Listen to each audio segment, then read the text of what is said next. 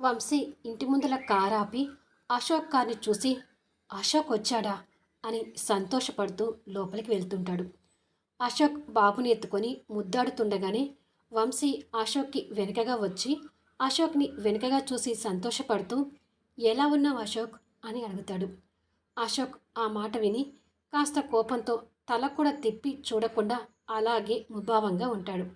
అశోక్ అలా ఉండటానికి కారణం ఏంటో తెలియక దివ్య రేణు మొహాలు చూసుకొని ఆశ్చర్యపోతుంటారు. ఆరోగ్యం ఎలా ఉంది అశోక్ అని వంశీ మళ్ళీ అడుగుతాడు. కానీ అశోక్ రెస్పాన్స్ కాకుండా బాబుని ఎత్తుకొని కోపంగా ఉంటాడు. అశోక్ మనసేంటో తెలుసుకున్న వంశీ ఆరోగ్యం ఎలా ఉంది ఫ్రెండ్ అని నవ్వుతూ అడుగుతాడు.